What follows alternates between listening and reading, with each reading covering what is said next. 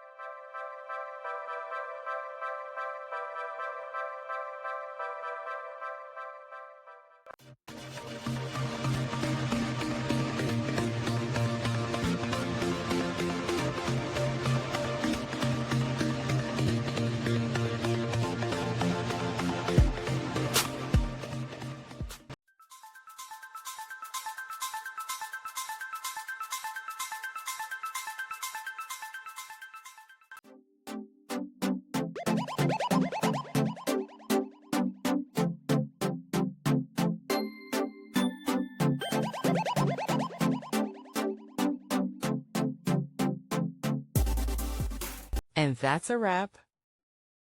I hope you found the answer you were looking for. If you did, take a second to hit that subscribe button. It really helps out. And let me know in the comments which solution worked best for you. See you next time in the debug zone.